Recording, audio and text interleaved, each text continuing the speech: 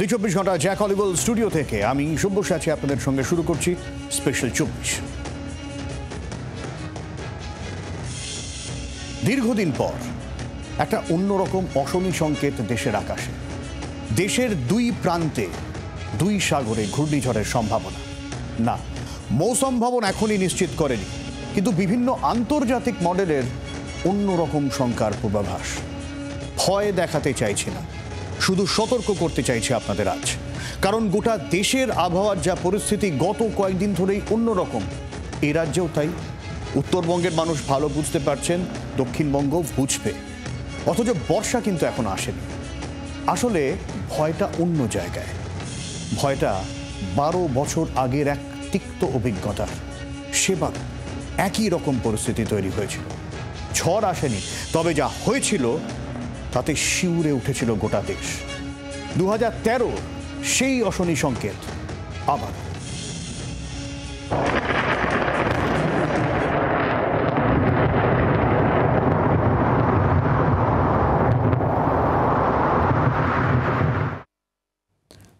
আবারও যমজ ঘূর্ণিঝড়ের শঙ্কা দেশে, একটি বঙ্গোপসাগরে, অন্যটি আরব সাগরে। যদিও এখনই শক্তিশালী ঘূর্ণিঝড় তৈরি হবে কি না তা কিন্তু নিশ্চিত নয়, তবে যদি হয় তাহলে তাদের নাম হবে শক্তি আর মন্থা।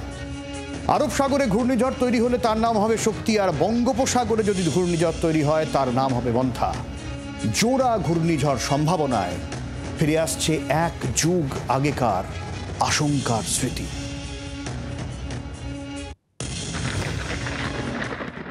ফিরে যাওয়া যাক 12 বছর আগে, 2013 সাল জুন মাসের 17 তারিখ।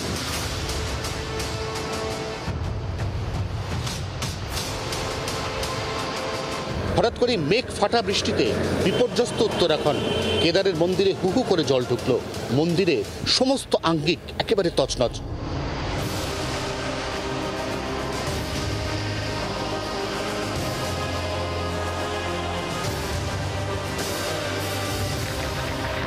এর কারণ বিশ্লেষণ করে আবহাওয়া বিজ্ঞানীরা যে কথা বলেছেন তা হলো সেই বছর 2013 সালে আরব সাগর এবং বঙ্গোপসাগরে দুটি অত্যন্ত শক্তিশালী সিস্টেম তৈরি হয়েছিল, কিন্তু শেষ পর্যন্ত কোনো সিস্টেমই ঘূর্ণিঝড়ে পরিণত হতে পারেনি।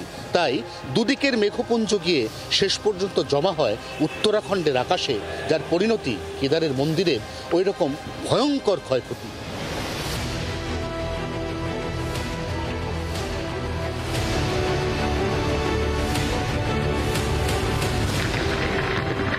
আবার অনুরূপ পরিস্থিতি এই 2025 সালে 12 বছর বাদে। একই সঙ্গে আরব সাগর এবং বঙ্গোপসাগরে দুটি অত্যন্ত শক্তিশালী সিস্টেম তৈরি হয়েছে এবং তৈরি হতে চলেছে। কি হবে এবার, সেদিকে পুঙ্খানুপুঙ্খ নজর রাখছে নয়াদিল্লির মৌসুম ভবন এবং আবহাওয়া বিজ্ঞানীরা। জি 24 ঘন্টার জন্য ক্যামেরা তরুণের সঙ্গে কলকাতা। ঝড় না হলেও দুর্যোগ যে একটা হবে, সে কথা গত 22 তারিখ বলেছিলেন আবহাওয়া দপ্তরের পূর্বাঞ্চলীয় অধিকর্তা সোমনাথ দত্ত। একবার শোনাই তিনি কি বলেছেন। আগামী 27 তারিখে আপনার পশ্চিম মধ্য এবং তার সংলগ্ন উত্তর বঙ্গোপসাগরে একটি লো প্রেশার এরিয়ার ফর্ম হওয়ার সম্ভাবনা আছে, ঠিক আছে।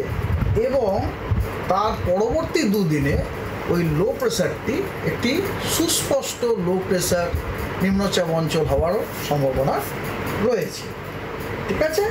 এবং ময়েশ্চার ইনকারশন যথেষ্ট রকম আছে, মানে এর ফলে আপনার পশ্চিমবঙ্গের বিভিন্ন জেলাতে সপ্তাহ জুড়ে আপনার থান্ডারস্টর্ম অ্যাক্টিভিটিটা বজায় থাকবে। মৌসুম ভবনের তরফে এখনো সরাসরি কিছু বলা না হলেও বিশ্বের বিভিন্ন ওয়েদার মডেলে জোড়া ঝড়ের আশঙ্কা কিন্তু ক্রমশ বাড়ছে। গত কয়েকদিন ধরে দেশ জুড়ে দুর্ভোগ চলছে। বৃষ্টি দুর্ভোগ বাড়ার কথা রয়েছে বাংলাতেও। আজ ঝড় বৃষ্টির কথা বলা আছে, দুই বঙ্গেই সেই মতো হচ্ছেও।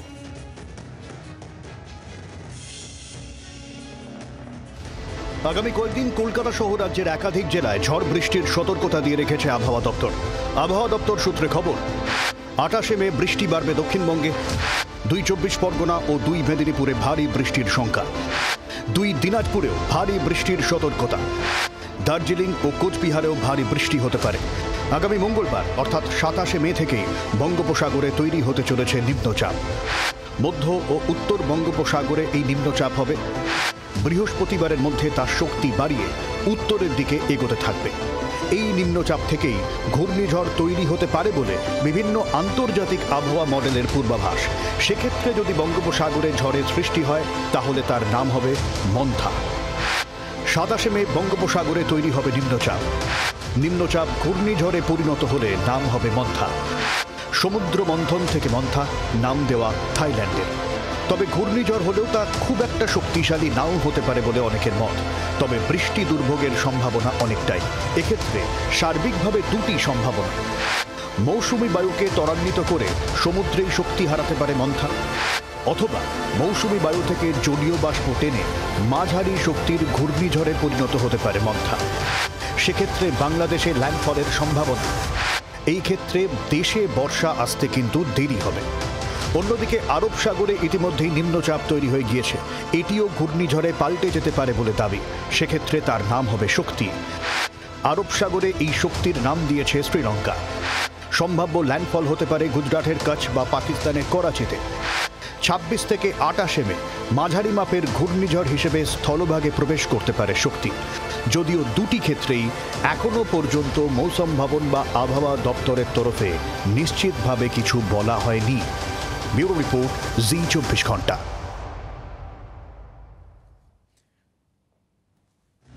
আর একটু অন্য খবরে আমরা চোখ রাখবো, কারণ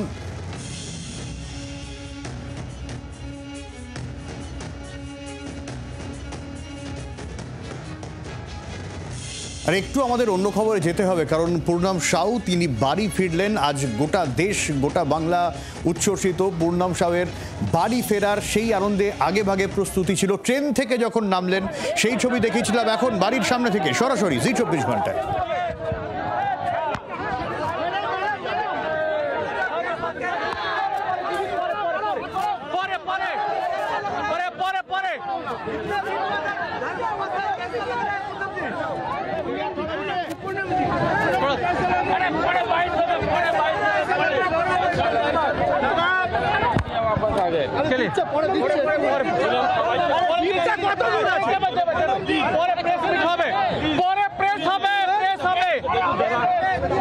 প্রেস ওনারা করবে না, অসুবিধা নেই।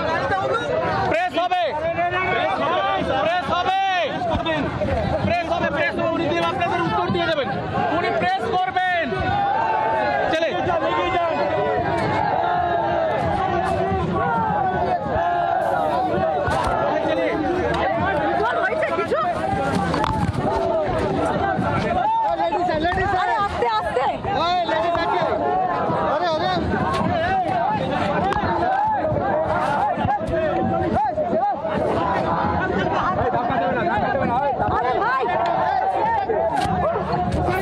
গ্রাফিক্সটা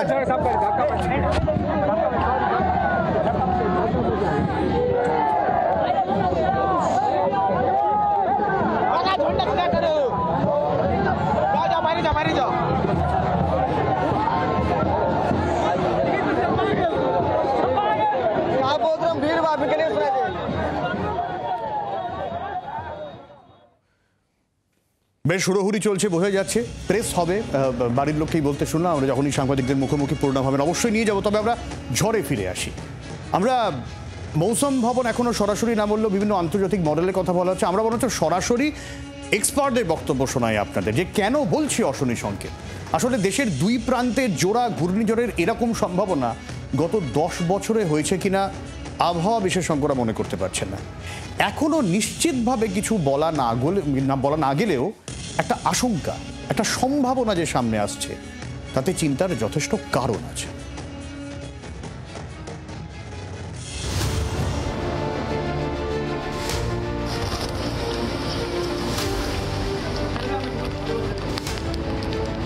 দেশ জুড়েই প্রাকৃতিক দুর্যোগের ছায়া গাঢ় হচ্ছে আরো।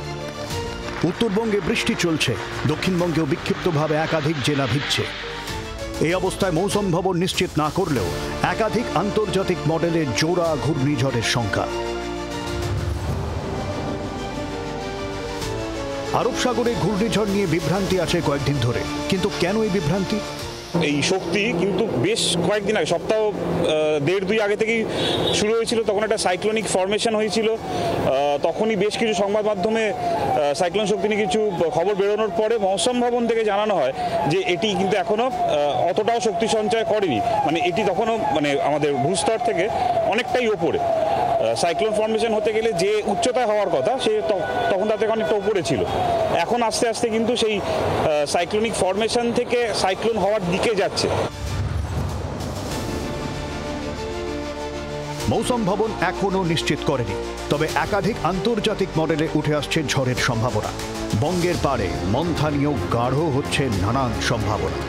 জিএফএস বা আইকন এই দুটো মডেল কিন্তু প্রমিনেন্ট দেখাচ্ছে একেবারেই, মানে বে অফ বেঙ্গল থেকে হয়তো মান্থা যেটা বললাম আমাদের এই সাইডে, কক্সবাজার থেকে মানে দীঘা এর মধ্যে ল্যান্ডফল হবে বলেই মনে হচ্ছে। এবারে যেটা আরও বেশি ভয়ঙ্কর সেটা হচ্ছে দুটো একেবারেই ঘূর্ণাবর্ত সৃষ্টি হয়েছে, এবং এটা যেটা আমাদের শক্তি যেখানে সৃষ্টি হচ্ছে সেটা কিন্তু অলরেডি আমাদের বৃহস্পতিবার বিকেল থেকে এটা ইন্টেন্সিফাই হতে শুরু করে আগে মানে শক্তি ল্যান্ডফল করে দিল, তাহলে কিন্তু আজকে মান্থা অনেক বেশি তার ইন্টেন্সিটি বাড়াবে।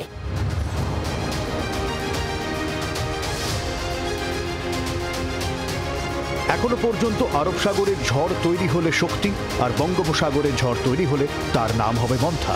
কিন্তু এখনো যেহেতু নিশ্চিতভাবে ঝড় বা নিম্নচাপের গতি প্রকৃতির বলার সময় আসেনি, তাই নাম নিয়েও একটু সমস্যা আছে।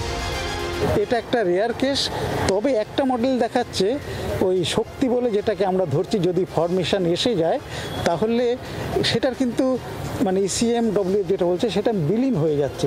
একবার যদি সেটা বিলীন হয়ে যায় তাহলে কিন্তু শক্তি নামটা এই সাইডেরটাই হবে, মানে বে অফ বেঙ্গলেরটা। সেক্ষেত্রে কিন্তু শক্তি অনেক বৃদ্ধি পেয়ে যাবে। যখন একটা ঘূর্ণিঝড় মানে শুরু হয় এবং তারপরে সেটা বৃষ্টিপাতে কনভার্ট করে, সেটা কিন্তু আর একটা ঘূর্ণিবাতের ওপর কিন্তু প্রভাব ফেলে দেবে, এবং সেই কারণেই কিন্তু নেক্সট যে ঘূর্ণিবাতটা হবে, যেটা আমরা দেখতে পাচ্ছি যে বঙ্গোপসাগরের ওপর সৃষ্টি হচ্ছে বা হতে পারে বলে আমরা আশা করছি, এটা আরেকটু এখনো দূরে আছে, সেইটা ইন্টেন্সিফাই হয়ে যাবে। সাইক্লোন যদি দুর্বল হয়ও বা এই নিম্নচাপ যেটা তৈরি হচ্ছে সেই নিম্নচাপটা তো হবেই, তার জন্য বৃষ্টিপাত কিন্তু যথেষ্ট পরিমাণে হবে, এবং মৌসুমি বায়ুর জন্য তার ল্যান্ডফলের জায়গাও কিন্তু পাল্টে যেতে পারে। কাজেই বৃষ্টিপাতও যদি হয়, মানে অতি ভারী বৃষ্টিও যদি হয়, তাহলেও কিন্তু আমাদের যে ডিএমজি ডিজাস্টার ম্যানেজমেন্ট গ্রুপ, তাদের কিন্তু যথেষ্ট দায়িত্ব পালন করতে হবে। অর্থাৎ হয় ঝড়, না হয় বৃষ্টি, দুর্ভোগী যে ভবিতব্য সেটা কিন্তু স্পষ্ট। ব্যুরো রিপোর্ট, জি24 ঘন্টা। আসলে গত কয়েকদিনে দেশের বিভিন্ন প্রান্তে যে পরিস্থিতি তৈরি হয়েছে তাতে ভয়ের নানান সম্ভাবনা নিয়ে চর্চা বাড়ছে। কর্ণাটক, মহারাষ্ট্র বা গোয়া, বন্যা থেকে শহরে হরপাবানের মতন পরিস্থিতি। উত্তরপ্রদেশে গত 24 ঘন্টায় 45 জনের মৃত্যু, অর্থাৎ দুর্যোগের কিন্তু শুরু।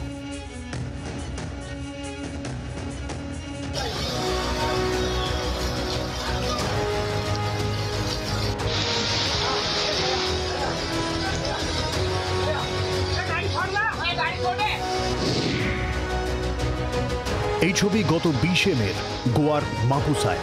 জলের তোরে ভেসে যান স্কুটার চালক। এরকম বন্যা পরিস্থিতি তৈরি হয়েছিল গোয়ার পানাজি, ভাস্কো, বেখলিমের মতো একাধিক জায়গায়।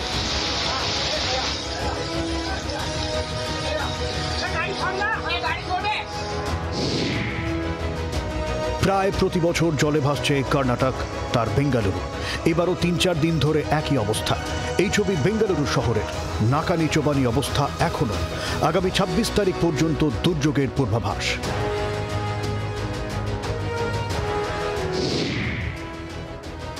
মুম্বাই থেকে পুনে, বৃষ্টি বিপত্তি মহারাষ্ট্রের বিস্তীর্ণ এলাকায়। শহরের মধ্যে হরপাবানের মতো পরিস্থিতিতে হিমশিম অবস্থা। আরও বৃষ্টি দুর্যোগের আশঙ্কা করছেন এলাকাবাসী। বুধবার রাত থেকেই উত্তরপ্রদেশের বিভিন্ন এলাকায় ঝড় বৃষ্টিতে তোলপাড়। বুধ ও বৃহস্পতিবার মিলিয়ে উত্তরপ্রদেশের অন্তত 18টি জেলায় দুর্ভোগ চরমে ওঠে। খবর, গত 24 ঘন্টায় ঝড় বৃষ্টি ও বাজ পড়ে উত্তরপ্রদেশে কমপক্ষে 45 জনের মৃত্যু হয়েছে। কাশগঞ্জ এবং ফতেপুরে মৃত্যুর সংখ্যা সবচেয়ে বেশি। এই আবহে আবহাওয়ার মেজাজ পাল্টে যাচ্ছে উত্তরাখণ্ডেও। পাহাড়ি এলাকায় সপ্তাহখানিক ধরে বিক্ষিপ্ত বৃষ্টি চলছিল। চারধাম যাত্রার আবহে এবার লাগাতার ভারী বৃষ্টির পূর্বাভাস। এই পরিস্থিতিতে আবারও বিপর্যয়ের আশঙ্কা গাঢ় হচ্ছে দেবভূমিতে। ব্যুরো রিপোর্ট, জি24 ঘন্টা। শুরু করেছিলাম 12 বছর আগে উত্তরাখণ্ডের বিপর্যয়ের কথা দিয়ে, আর দেখুন বৃষ্টি দুর্ভোগ কেমন শুরু হয়ে গেছে সেখানে। আবারও যদি বৃষ্টির চাপ দেবভূমিতে পড়ে তখন বিপর্যয়ের আশঙ্কা তো শুধু ওখানেই নয়, আমাদের এখানেও। যে অশনি সংকেত আরও বেশি করে যারা সমুদ্র পারে, নদী পারে থাকেন তাদের জন্য। নরবরে নদী বাঁধ নিয়ে যারা সারা বছর অভিযোগ করে যান, অথচ বিপত্তি না হলে টনক নড়ে না কারো, তাদের তো অশনি সংকেত বটেই। আকাশের দুর্ভোগের মেঘ জমলেই তাই নদী পাড়ের বাসিন্দাদের বুক কাঁপে, বানভাসী হওয়ার আশঙ্কায়। ঝড়ের অনেক তিক্ত অভিজ্ঞতা আছে তাদের। আবারও কি দুঃসহ সময়ের কোনো অশনি সংকেত? বিশেষজ্ঞদের যা এখনো পর্যন্ত ইঙ্গিত, চিন্তা কিন্তু বাড়ছে।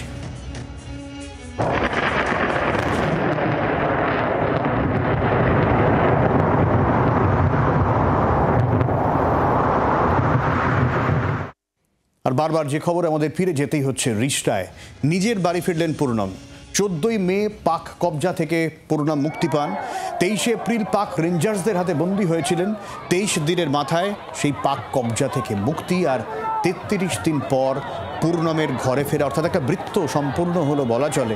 যে জায়গাদের পূর্ণম, কিছুক্ষণ আগেকার এই ছবি আপনাদের দেখাচ্ছি যেখানে পূর্ণম বাড়ি ফিরে এনেছেন। এবং রিষ্টার এই বাড়িতে সকাল থেকে আমরা যে ছবি দেখেছি, আলো দিয়ে সাজানো হয়েছে, রান্না বান্না এবং পাড়া প্রতিবেশী প্রত্যেকের ভিড়। সাংবাদিকদের মুখোমুখি হবেন পূর্ণম, এমনটাই পরিবারের তরফ থেকে জানানো হয়েছে। ততক্ষণ পর্যন্ত অপেক্ষা। তবে তার আগে কি বক্তব্য এসছে শোনাই।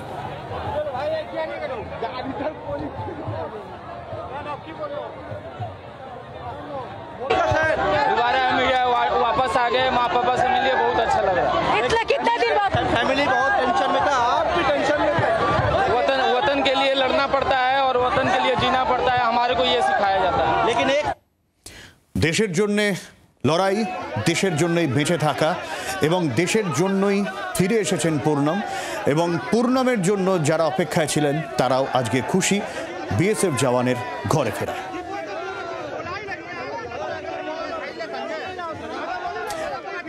আর এই জায়গায় দাঁড়িয়ে কিন্তু এখনো পর্যন্ত পূর্ণম ঘরে ফিরেছেন, এটাই সব থেকে বড় আশ্বাসের কারণ। পূর্ণমের স্ত্রী আমরা দেখেছি তিনি সেই জায়গায় চলে গেছেন যেখান থেকে তাকে অপহরণ করা হয়েছে, পাঠানকোটে গিয়েছেন। বিএসএফ যারা শীর্ষকর্তা তাদের সঙ্গে কথা হয়েছে, ডিজিএমও স্তরে কথা হয়েছে, তারপর পূর্ণমের ঘরে ফেরা।